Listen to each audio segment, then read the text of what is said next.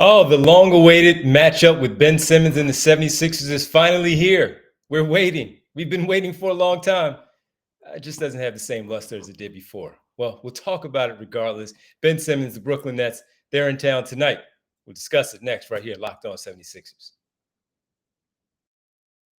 You are Locked On 76ers, your daily Philadelphia 76ers podcast. Part of the Locked On Podcast Network, your team every day.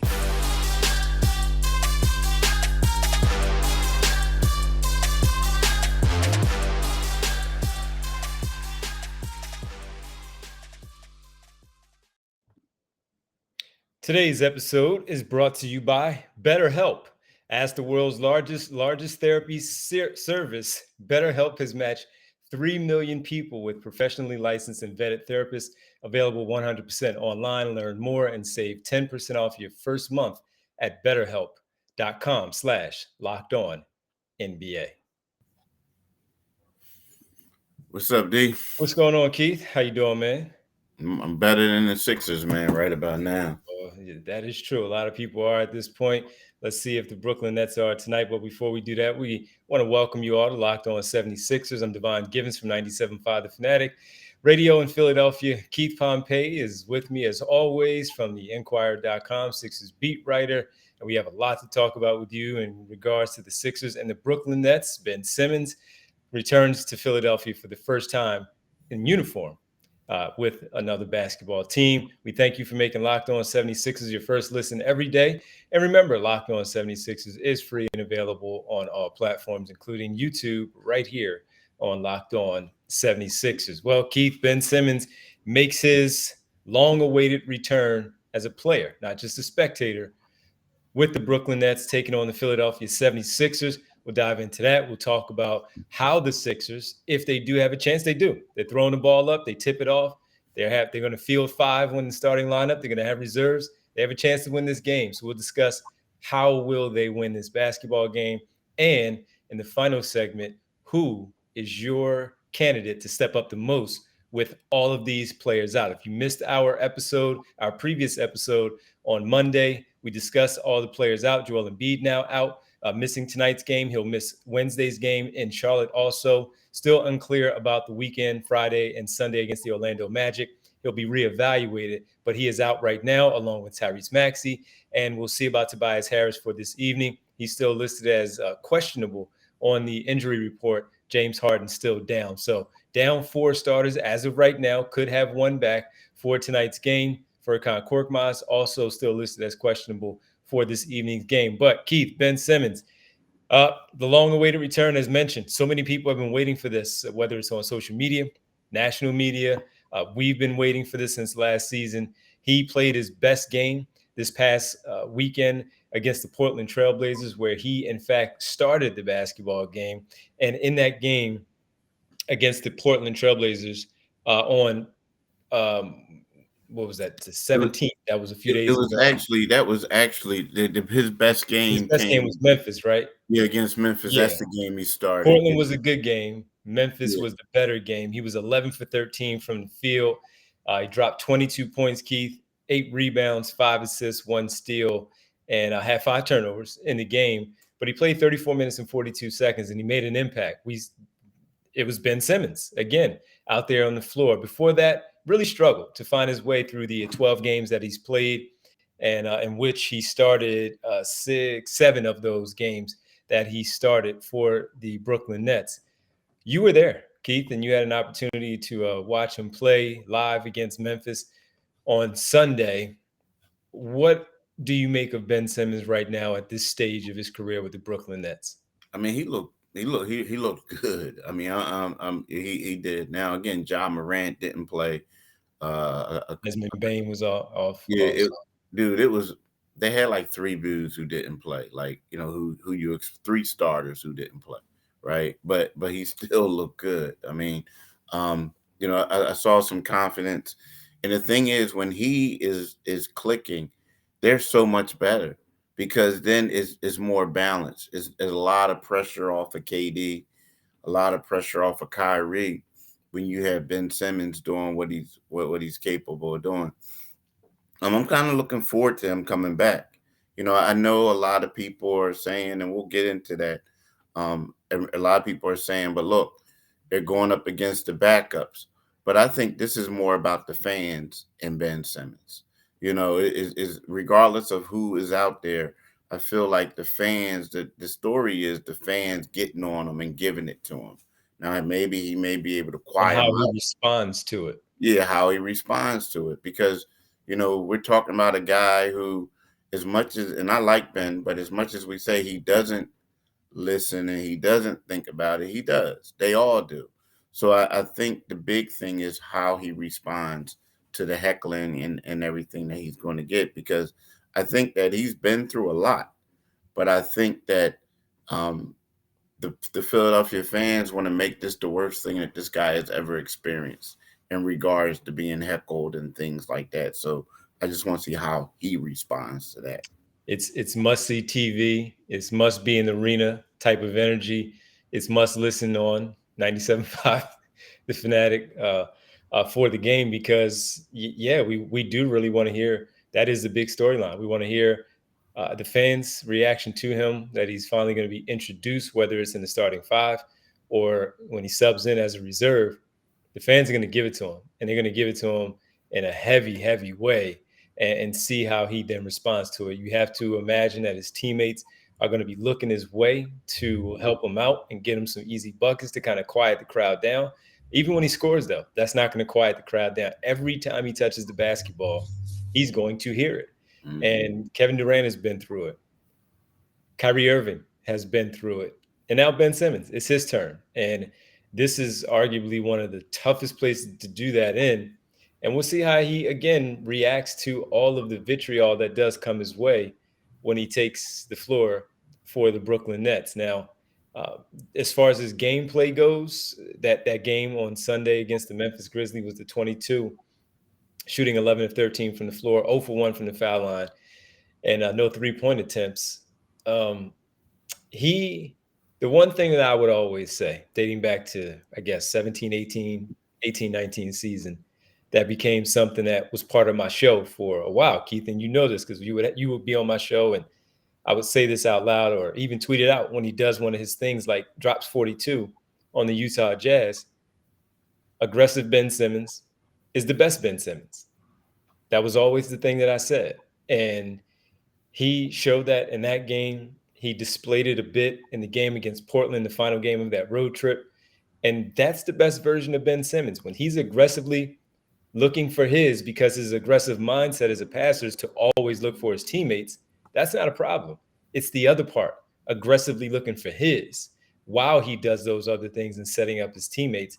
And when he combines the two with his passing ability and then incorporates the turning the ball over to himself and allow him to go out there and score the rock at the rim, his floaters, his runners, whatever he might do, he is hard to stop. He's hard to guard in that sense. And that's when, again, he's simply at his best. So we'll see if he has that tonight.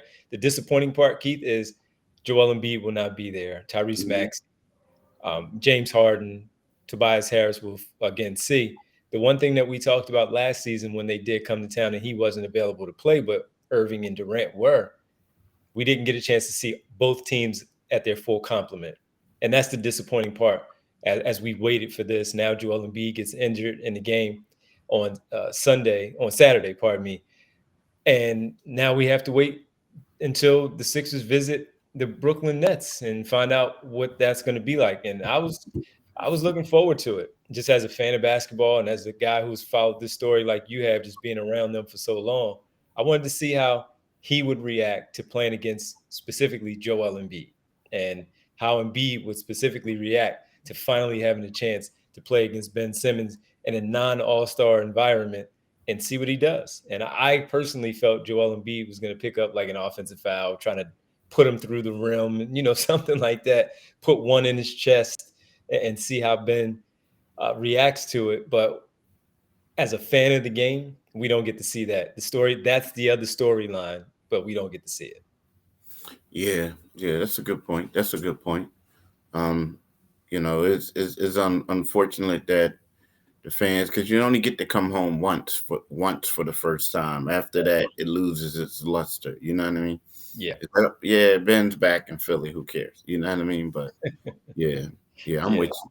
I'm with Well, you. we'll have to wait a little bit longer, but it will still be an electric atmosphere at the Penn Medicine Court at the center now here in South Philadelphia. When we come back, we'll get to Keith. How will they win this game? We know there's a good chance, and people are already writing them off, that they cannot win this game. How will they win this game? How do they win this game? We'll discuss that on the other side, right here on Locked On 76ers. But first, I have to tell you about the world's largest car sharing marketplace. That's Toro. You're looking for a new car? You're looking for a situation there? Not necessarily a new car, but a new car ride that you can get into and look smooth in, or just simply get to A from A to B where you need to be. I got to tell you about Turo. With Turo, you can book any car you want, wherever you want it, from a community of local hosts. Browse a huge selection of vehicles for just about any occasion or budget across the US, UK, Canada, and coming soon to Australia. Maybe when we go to Australia, Keith, we can check out Turo. Book a spacious SUV or minivan for a family road trip, or maybe when you're on the road covering a professional basketball team like Keith Pompey, you can get a classic or luxury car for a special event, birthday, or holiday. Find affordable economy cars if you're on a budget and just need to get from A to B. Say you're going to a family dinner, Thanksgiving, this Thursday. You don't want to drive. You call Turo and find some way to get into an affordable economy car if you're on a budget and just need to get, again, from your home to the place that you're going to eat. That's point A to B. Test drive the new vehicle, the electric vehicle you've had your eye on, to see how it fits your everyday life. Many Turo hosts can even deliver the car right to you if you don't mind that. Every trip is backed by liability insurance. Terms, conditions, and exclusions apply. Forget boring rental cars. Find your drive at Toro.com. Thanks for making Locked On 76ers your first listen today. For your second, check out Locked On Sports Today. From the games that matter the most to the biggest stories in sports. Go beyond the scoreboard and behind the scenes with local experts and insights only Locked On can provide. Locked On Sports Today, available on this app, YouTube, and wherever you do, in fact, get your podcast. All right, Keith Pompey, got to know from you. You know this team like the back of your hand. You know it very well. Kevin Durant, Ben Simmons, Kyrie Irving, all expected to play. How do the Sixers win this game tonight against that Brooklyn Nets team? You know, that's funny. I think it's going to have to be a heavy dose of ball movement. Team play. I 100%. think that I think right now. I know you talked about Furkan being questionable, but he's got basically upgraded. It's weird. He's upgraded the probable. Same with Tobias, but they both expect to play, so much so that Daryl Morey even tweeted out Furkan is back, right? So now the funny part is when the team was everybody was together and everybody was there, like Furkan couldn't get any minutes. So now it's like where he's being celebrated as like this guy that's going to be a difference maker, right? Which is, it tells you how many people are injured. Now, again, he's a good dude. We both like him. I think he can shoot, but now he's being celebrated. That just lets you know how desperate they are right now, right? Yeah. But I think that they're going to have a lot of ball movement. They're going to have to do a lot of things. And Tobias Harris, he wants to be the man. This is going to be a lot of opportunity for him to be the man. He's going to get opportunities. Now, the funny thing, D, when we look at this, we say to ourselves like, yo, they're supposed to get smashed. But this is the type of game where the 76ers always find a way to be impressive. Brooklyn's going to come in here looking at it like, hey, Joel's not playing these other people. They may take their foot off the gas a little bit. I know Ben's going to be excited, but they may. And we'll look around and we'll see how, just like they were undermanned against the Miami Heat and they won, just like they were undermanned against other teams and win. I mean, they're supposed to get smashed, but this is set up for the Sixers to at least make it exciting. just because nobody thinks they have a chance to win. Ball movement, you're 100% right. They have to make sure they move the ball, motion type of offense, some creative stuff where, coming up and set those screens, make sure the pass is out, anticipating things right away.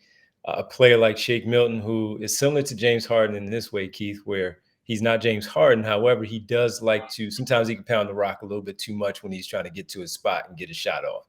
So he is guilty of that, but he can also get you those points with it. However, so can the turnovers come in a big way when Shake does that. So, including Shake Milton and Furkan Korkmaz, the ball has to come out of their hands and move. There's really no one here outside of Tobias Harris that you'll look to double team.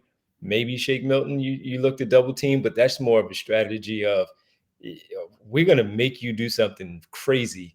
And when we send this double team that you're not accustomed to in the professional level, and let's see what you do, how you react to all this attention coming your way. So I think the ball movement has to be important on the offensive end, not turning the ball over like we talked about the last game as we previewed that one against Minnesota on Saturday. Protect the basketball. You just simply have to protect the rock because you don't have your stars and you cannot afford to have less possessions out there. They were guilty of that against Minnesota where, Keith, they were like a minus 12 with field goal attempts in terms of getting shots because they turned the ball over so much early in the first half, and that's how they got down so big. So ball movement on the offensive end, protecting the basketball, and defensively, it's just simply, just giving the effort.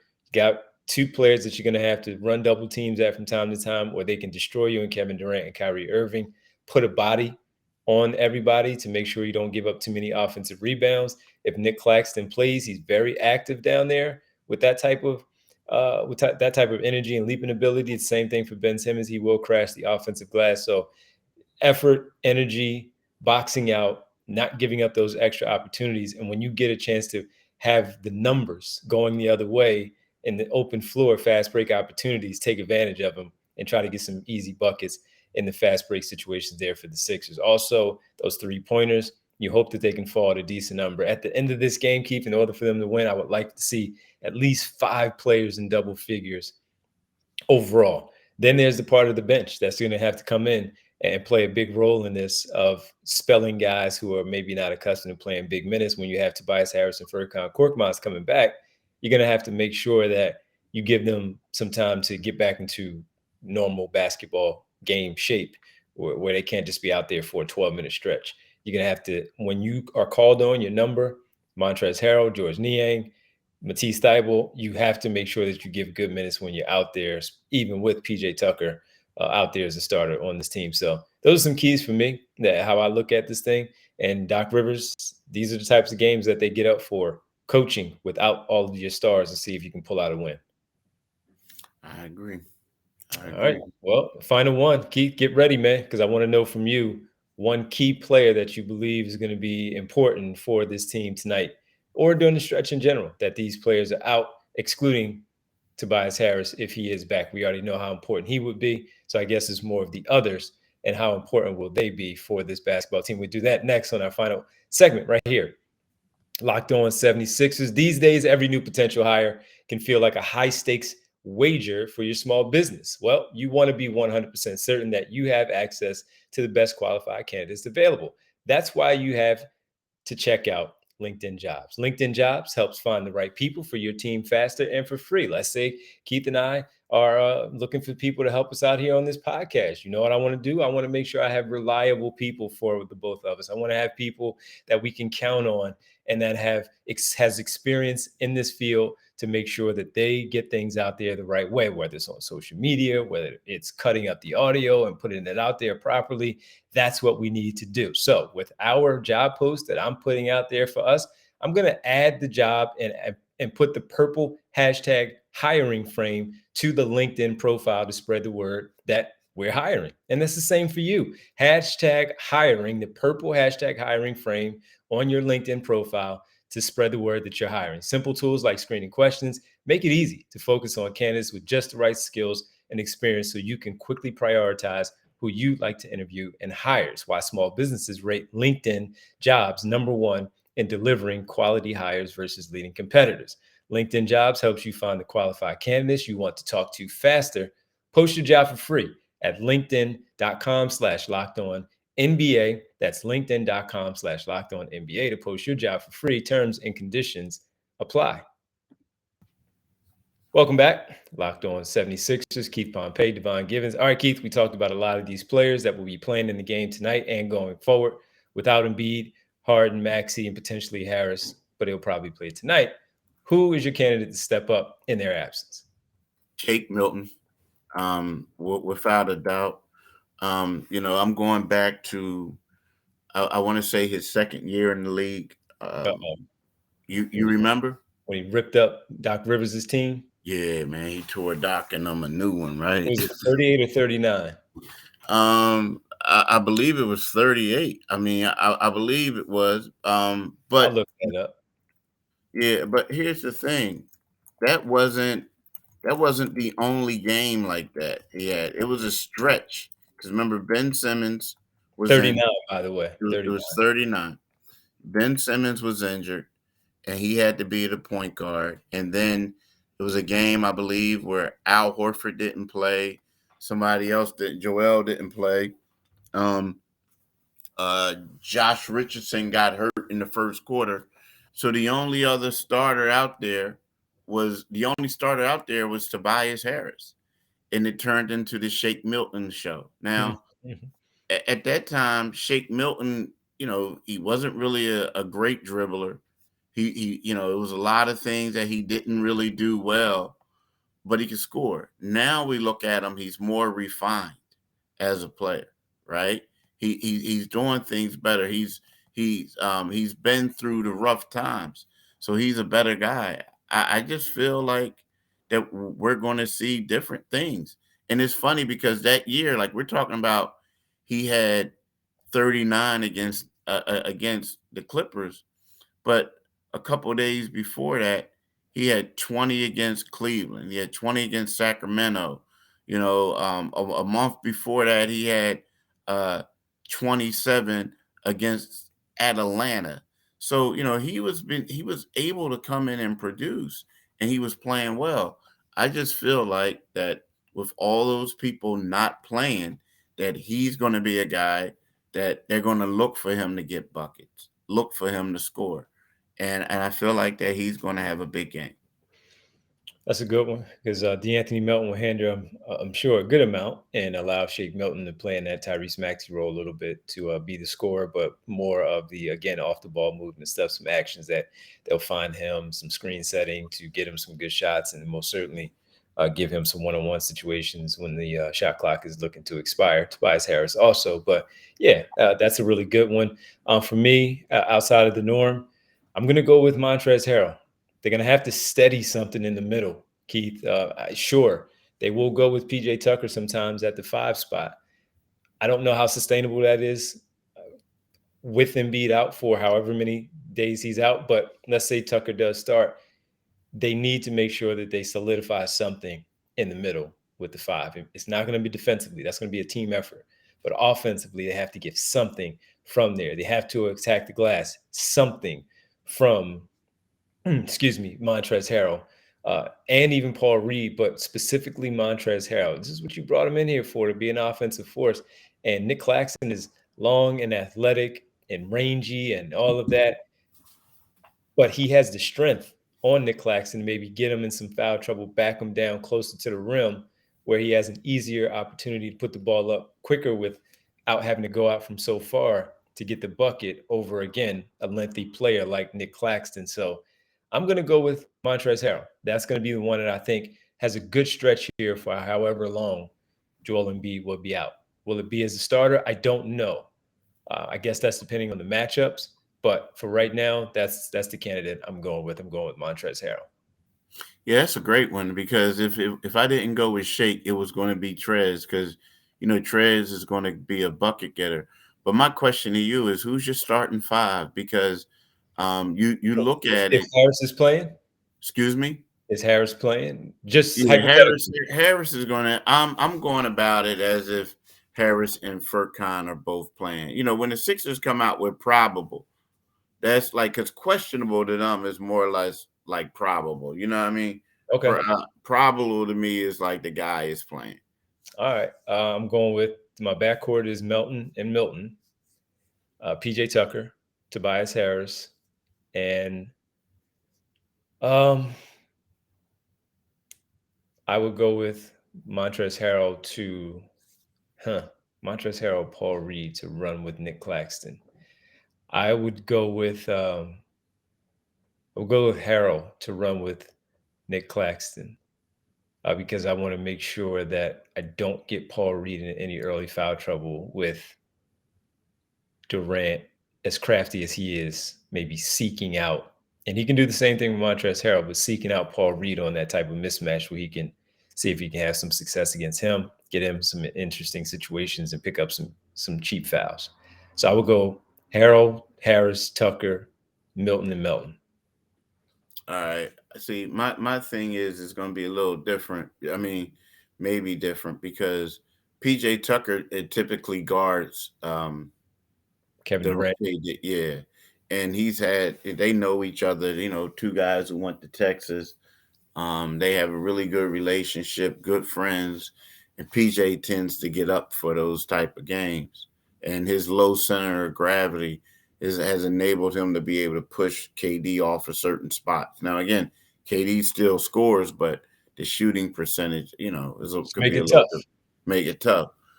But my question is, it's kind of like right now you only got two ball handlers, and do you want both of them to be out there on the first game of a back to back, right?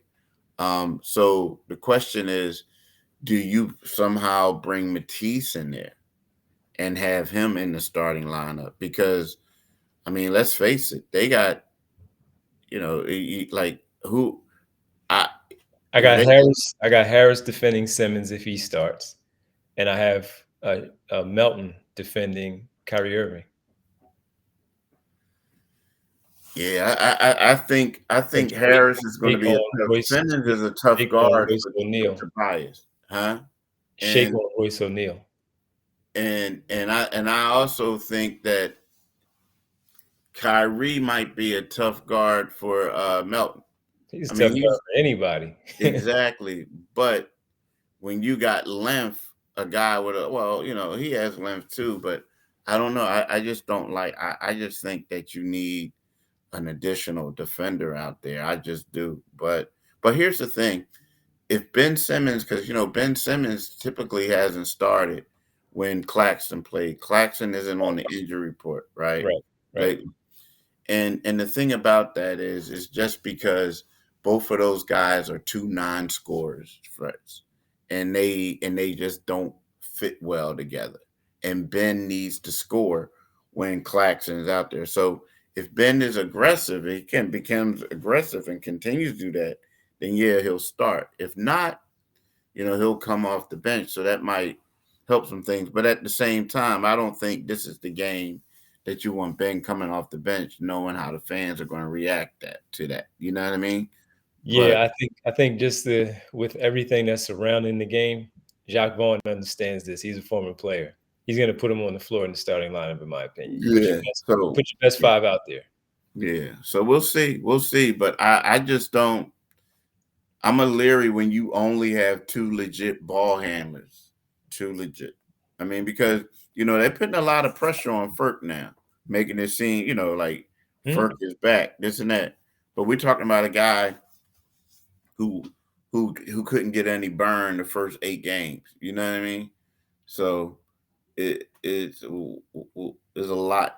Is a lot. That is a lot that we'll learn about the 76ers. Yeah, it really will be. And this is the first game of a back to back. So when we talk to you later on, we'll talk to you breaking down things that happened, recapping the game, but also looking forward to the Charlotte Hornets on Wednesday. Keith, great stuff as always, man. Really appreciate it. Of course, the game is tonight, so we'll be reading your stuff on theinquirer.com.